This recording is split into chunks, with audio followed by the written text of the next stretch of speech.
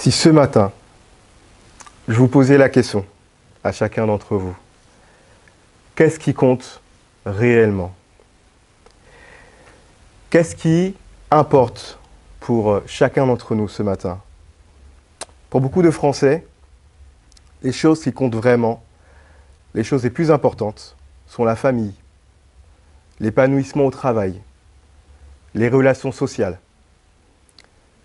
Pour d'autres cultures, comme la culture peut-être asiatique ou orientale, ce sera potentiellement le fait d'honorer sa famille qui sera satisfaite en répondant à des attentes socio-culturelles. Chacun dans ces salles pourrait répondre à cette question. Qu'est-ce qui compte vraiment? Qu'est-ce qui est vraiment nécessaire pour notre vie actuelle? Et avec tout ce que le monde traverse actuellement, toutes ces guerres, ces dérèglements climatiques, toutes ces migrations, ces crises sociales et politiques, si nous questionnons un tout petit peu le monde ce matin et qu'on demandait aux uns aux autres, qu'est-ce qui est nécessaire aujourd'hui? Avec beaucoup de légitimité, certains diront, il faut que la guerre en Ukraine s'arrête, et c'est une réalité. D'autres diront, il faut que ce conflit israélo-palestinien cesse. D'autres diront, il faut que la famine s'arrête. Et il y aurait tellement de réponses et vraiment légitimes, et je pense qu'on les partage tous ce matin. Mais ce qui est fort avec ce qu'on va entendre ce matin, avec ce texte, c'est que si nous posions la question à Jésus, Jésus est au milieu de nous par son esprit ce matin, nous le croyons. Si nous lui demandons, Seigneur, qu'est-ce qui est réellement important? Jésus nous dirait, vous vous agitez et vous vous inquiétez pour beaucoup de choses. Or, une seule chose est nécessaire. Pour Jésus, dans notre monde agité et troublé, une seule chose est nécessaire. Et dans le texte de ce matin, nous allons ensemble découvrir que dans nos vies, plusieurs choses, que dans nos vies, plusieurs choses qui sont légitimes, honorables, qui sont même nécessaires, il y a plusieurs choses comme ça dans nos vies, mais que finalement, une seule chose est vraiment nécessaire, celle d'écouter Jésus. Ce qui compte vraiment.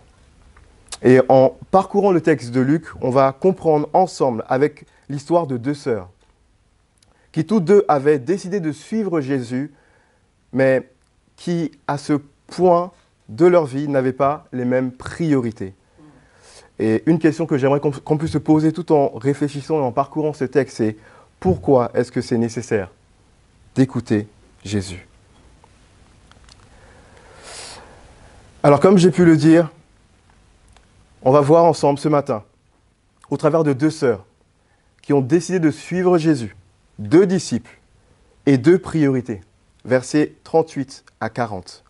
Et dans ces deux premiers versets, on voit Jésus qui fait route vers Jérusalem, qui entre dans une ville et qui se fait accueillir au domicile de Marthe et Marie. Mais certainement sous l'initiative de Marc, comme Luc le précise.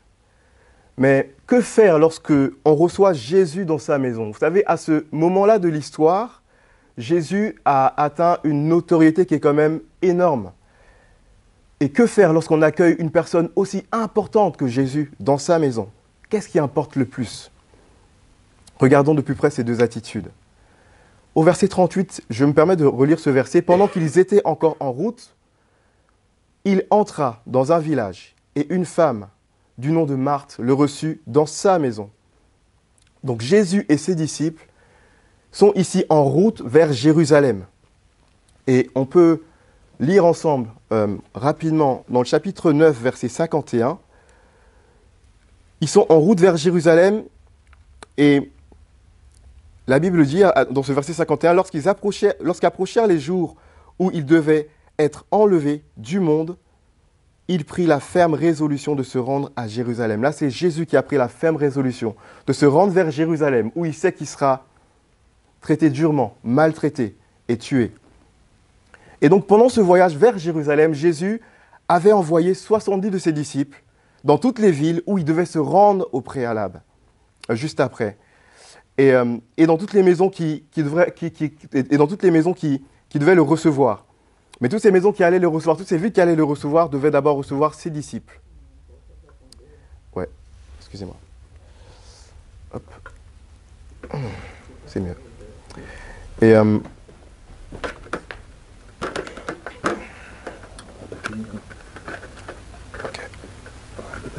Super, merci. Donc comme je disais, Jésus est en route vers Jérusalem et il a envoyé au préalable 70 de ses disciples se rendre dans des maisons, dans des villes où lui devait aussi se rendre. Et donc on peut en déduire que Marthe et Marie avaient reçu le message que ces mêmes disciples avaient proclamé, le message du royaume de Dieu. Et donc prenant l'initiative de recevoir Jésus dans leur maison, elles sont certainement à ce point de l'histoire des disciples de Jésus, des personnes qui ont décidé de le suivre. Et ici, ce que Marthe fait, le fait qu'elle reçoit Jésus dans sa maison, c'est une chose qui est bonne. Surtout dans la culture de l'époque, une culture où l'hospitalité était réellement importante. Et donc, Marthe prend l'initiative de recevoir Jésus dans sa maison, ainsi que Marie. Au verset 39, elle avait une sœur appelée Marie qui s'était assise, qui s'assit aux pieds du Seigneur et qui écoutait sa parole. Marie, qui devait servir avec sa sœur, s'est comme arrêtée pour s'asseoir aux pieds de Jésus et écouter sa parole. Ce verset nous donne comme l'impression que Jésus enseignait la parole à d'autres, certainement ses disciples, et que Marie, comme les autres disciples, s'est aussi assise pour écouter sa parole. Marie s'est mise dans la posture d'une personne qui veut apprendre, dans la posture d'un élève, voulant apprendre du maître, à ses pieds, pour l'écouter. Et le verbe écouter veut dire chercher à entendre, dans le but de comprendre afin d'obéir. Écouter veut dire chercher à entendre, dans le but de comprendre afin d'obéir. Marie s'est arrêtée afin de comprendre la parole de Jésus. Et on peut se demander qu'est-ce qui a pu l'attirer autant?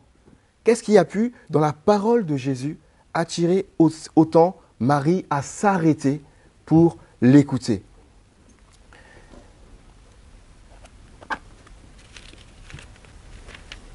Dans le texte, juste avant ce passage, en Luc chapitre 10, versets 21 à 24,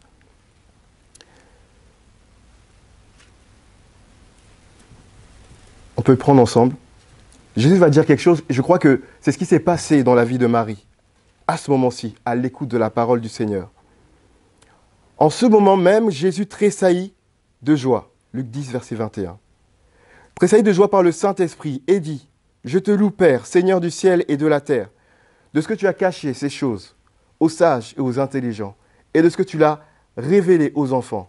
Oui, Père, parce que tel a été ton bienveillant dessein.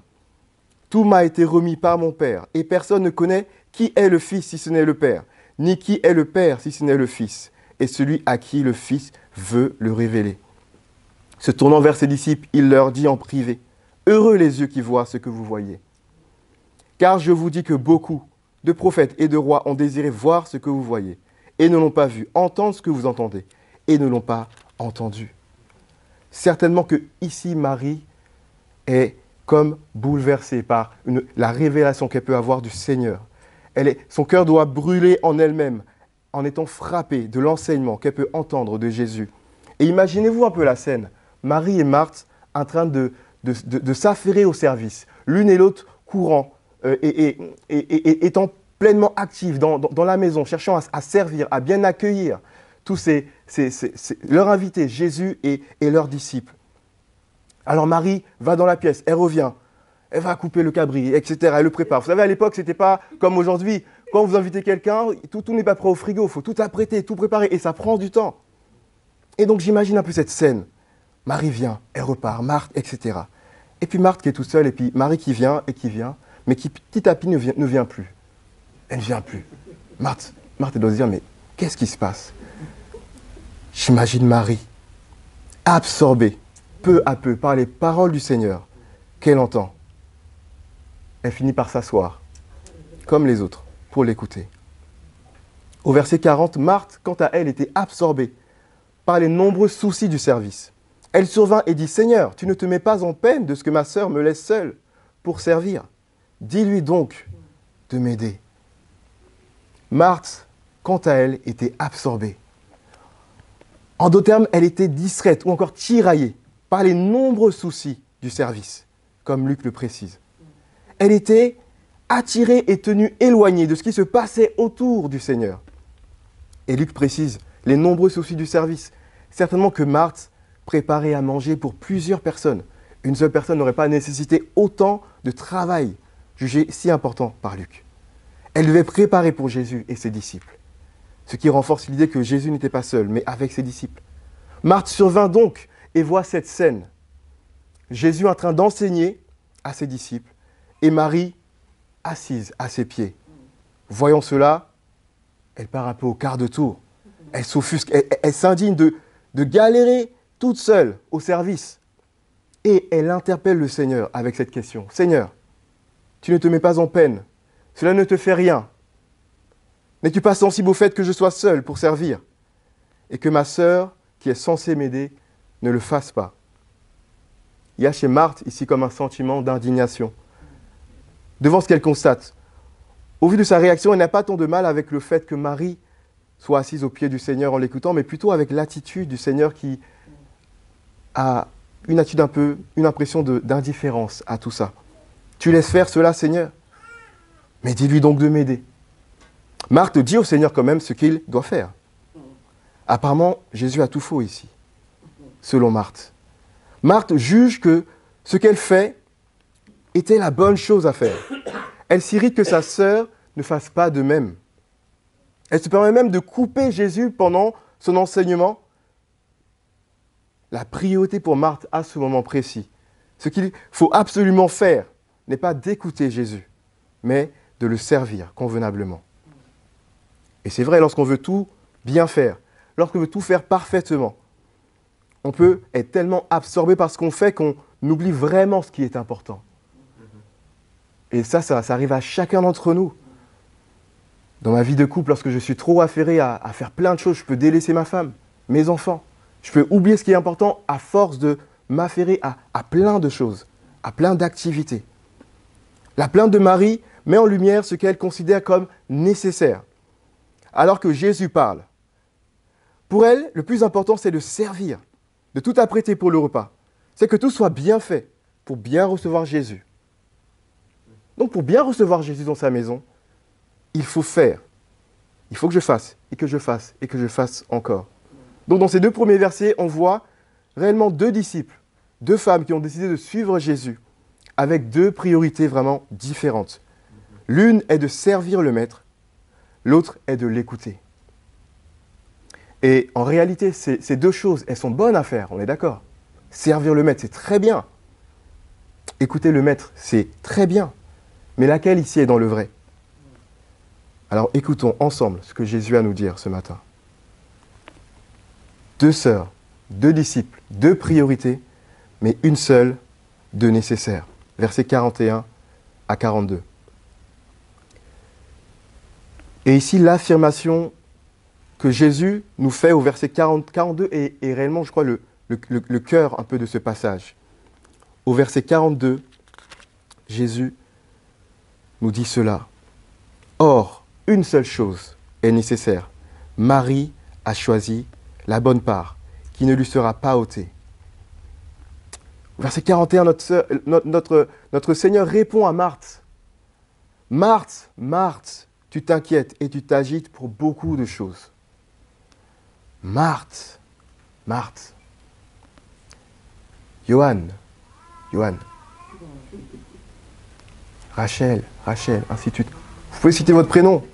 Imaginez Jésus en train de vous parler ce matin, en vous appelant avec douceur, à deux reprises par votre prénom. Et dans cette réponse de Jésus, on voit vraiment la douceur de notre Seigneur. On voit son amour et sa volonté surtout de ramener Marthe au calme, de ramener Marthe à son écoute. Jésus aide Marthe à réfléchir et à mettre de l'ordre dans ses priorités, en la mettant à son écoute. C'est vraiment une grâce en fait que Marthe est là ici. Jésus s'arrête juste pour lui parler. Et Jésus ce matin, il s'arrête juste pour nous parler. C'est une grâce d'avoir Jésus qui nous parle. Il s'arrête de parler aux autres pour s'adresser directement à Marthe, en l'appelant à deux reprises. Et cela indique vraiment l'importance de ce qu'il va dire par la suite, le fait qu'il répète 2 fois son prénom, Marthe, Marthe. Sa réponse exprime aussi toute la compréhension qu'il a de la situation, ainsi que du cœur de Marthe. Il connaît tout de Marthe, il connaît son problème. Il sait que Marthe est inquiète, agitée, qu'elle est troublée. En fait, en réalité, il n'y a rien que nous puissions vivre, ressentir, traverser qui ne soit inconnu de Dieu. Il sonde les profondeurs de nos cœurs. Il connaît tout et il nous comprend. Et là, il comprend Marthe. Ses nombreux soucis du service lui causaient de l'inquiétude. On ne connaît pas réellement ses motivations, mais on peut se dire que servir Jésus en étant inquiète et agitée peuvent révéler certainement un cœur qui était mal placé. Et Jésus vient pour ramener son cœur au bon endroit. Marthe est tombée dans le piège du jugement. Elle a jugé ce qu'elle faisait comme étant plus important que ce que sa sœur pouvait faire. Et combien de fois, moi, personnellement, je suis tombé dans ce panneau avec un zèle sans connaissance, faisant beaucoup de choses et croyant que les autres devraient faire comme moi pour être de bons disciples de Jésus. On peut tous tomber dans ce piège. Mais Jésus est toujours là pour nous ramener aux priorités, pour remettre mon cœur au bon endroit, dans sa grâce. Au verset 42, il va dire cela. Or, une seule chose est nécessaire. Marie a choisi la bonne part qui ne lui sera pas ôtée. Beaucoup de choses préoccupaient notre chère Marthe. Mais selon Jésus, une seule chose est nécessaire. Elle devait s'affairer à une seule chose avant toute autre. Et quelle est cette chose nécessaire que Marie semble avoir compris finalement et choisi? Si on relit le verset 39, on se rend compte que Luc nous relate le fait que Marie se soit arrêtée de servir pour s'asseoir et écouter l'enseignement de Jésus. Il semblerait que la bonne part, ce soit ça. Elle a été comme absorbée par son enseignement. Son cœur, comme je l'ai dit tout à l'heure, a certainement brûlé en écoutant la parole de Jésus. Et la seule réponse de Marie à ce moment-là, alors qu'elle écoutait la parole, et que son cœur devait certainement brûler en elle-même, sa seule réponse possible, c'était de s'asseoir et d'écouter. Notre seule réponse à l'écoute de la parole de Dieu, c'est de s'asseoir et de l'écouter. Ce qui est nécessaire en tant que disciple de Jésus, c'est de se mettre d'abord à son écoute, avant toute chose, et au-delà de toute chose, aussi bonne soit-elle. Dès le moment où nous sommes inquiets, agités, troublés dans notre marche à la suite de Jésus, et de manière plus large même, dans notre vie sans Dieu, cela indique clairement que nous avons besoin de nous mettre à son écoute, de s'humilier, de s'asseoir à ses pieds et de l'écouter. La priorité selon Jésus, avant et au-delà de toute responsabilité, tout devoir, toute activité légitime, c'est d'abord de l'écouter, lui le Sauveur. Et pourquoi est-ce que écouter Jésus, c'est la meilleure part? Pourquoi est-ce que écouter Jésus est si nécessaire selon lui? Et on peut laisser Luc nous éclairer sur ce point. Luc rapporte plusieurs propos de Jésus sur cette importance d'écouter. On peut parcourir notre Bible ensemble, on peut remonter juste au chapitre 8 de l'évangile de Luc, Luc chapitre 8, verset 18.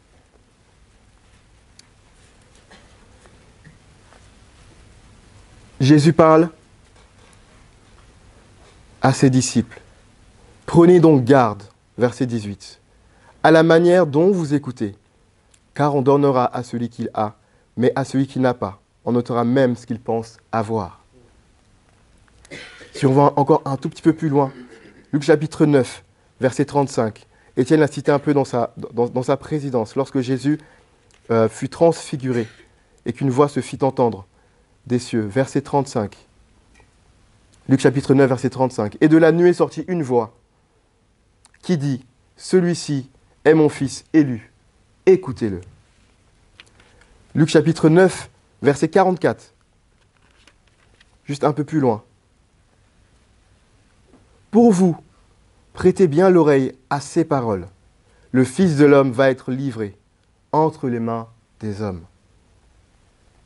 Et alors qu'il donne la mission aussi aux 70 disciples d'aller de maison et de ville en ville, avant là où ils devaient aller, Jésus leur dit que celui qui vous écoute, m'écoute.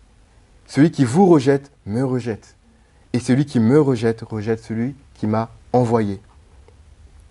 Finalement, en écoutant Jésus, Marie s'exposait à tous les bénéfices de ceux qui écoutent Jésus. On peut les lister. Pourquoi écouter Jésus ?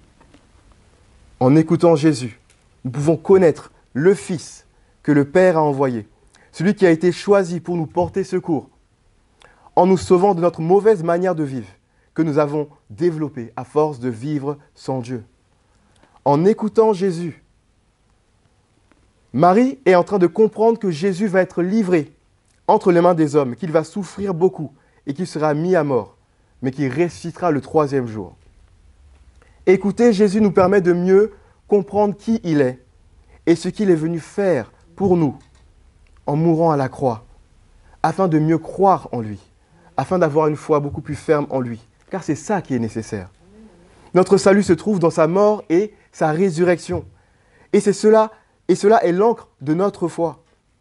C'est cela qui est nécessaire pour nous et c'est ce qui ne nous sera jamais enlevé. Le fait d'être sauvé par Jésus, de savoir que ce Dieu Tout-Puissant est venu nous servir en mourant pour nous à la croix. C'est ça qui est nécessaire. Jésus est mort une fois pour toutes.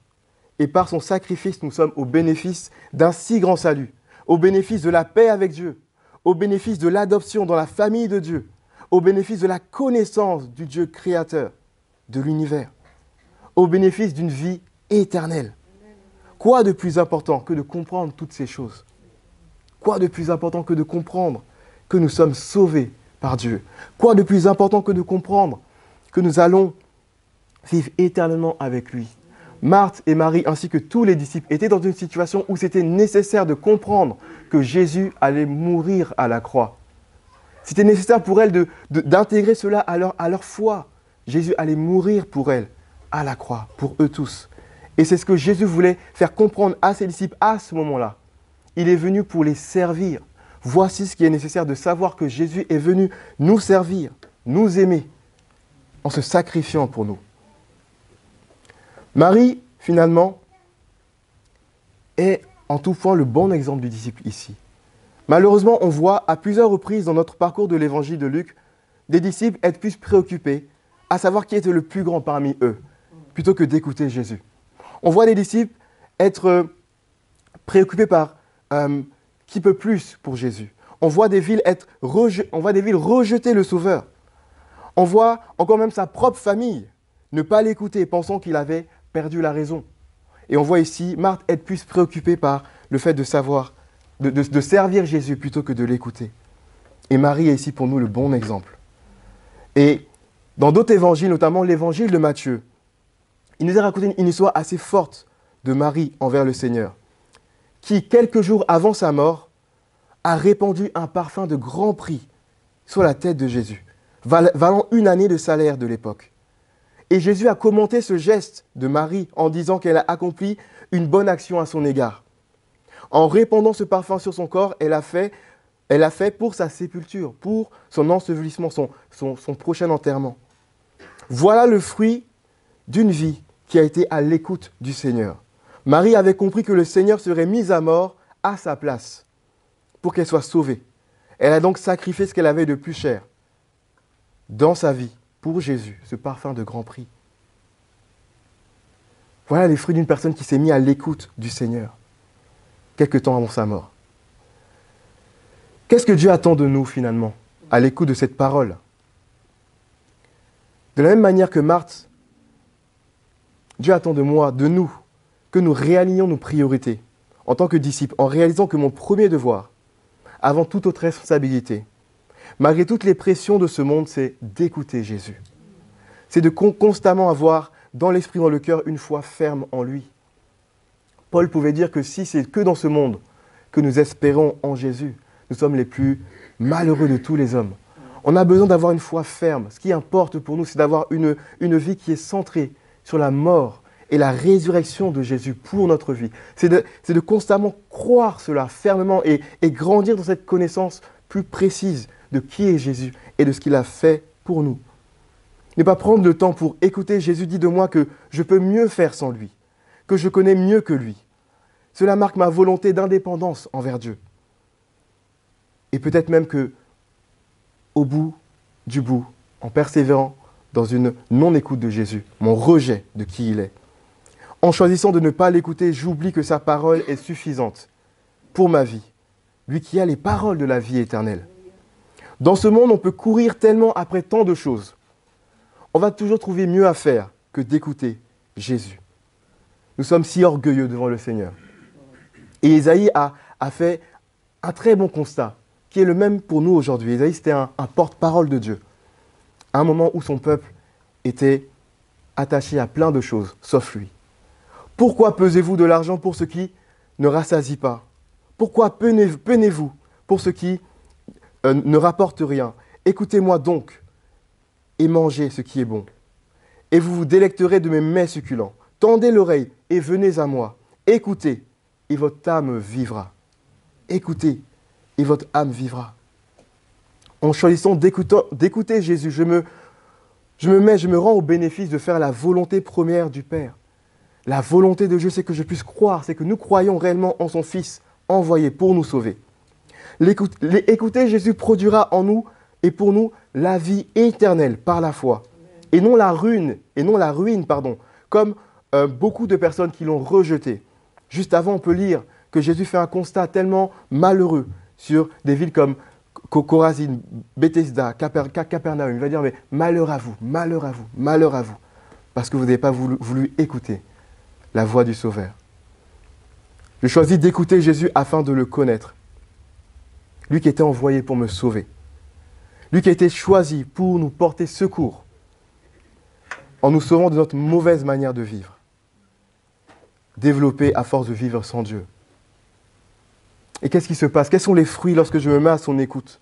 Je comprends que Jésus a été livré entre les mains des hommes. Je comprends que Jésus est venu me servir d'abord, premièrement, qu'il a souffert pour moi, qu'il est mort pour moi et qu'il est ressuscité pour nous. Nous comprenons qu'il est venu nous servir en donnant sa vie, par amour. Et de même, nous aspirons alors à l'aimer en retour et à renoncer à notre vie chaque jour, à nous charger de toutes les peines que cela encombre que de suivre Jésus et à le suivre encore et encore. Cela nous permet de considérer chaque jour, dans tous les domaines de notre vie, ce qui compte vraiment. Être sauvé par Dieu, faire partie de sa famille, de sa vie éternelle et d'en vivre les implications. Comment est-ce qu'on peut écouter Jésus? En acceptant d'être comme un enfant. Jésus l'a dit au préalable, on l'a lu. Jésus veut qu'on soit comme des enfants. Ce n'est pas tant une question de faire, mais plutôt une question d'être. Avoir une attitude d'enfant, conscient de notre ignorance devant le Seigneur. Chaque jour, voulant apprendre de lui et lui obéir. Comme cet homme décrit dans le psaume 1, qui est heureux et qui prend plaisir en la loi, en l'enseignement de son Dieu, qui la médite jour et nuit. Il est comme un arbre planté près d'un cours d'eau, qui donne son fruit en son temps, et dont le feuillage ne se flétrit pas. Tout ce qu'il fait lui réussit.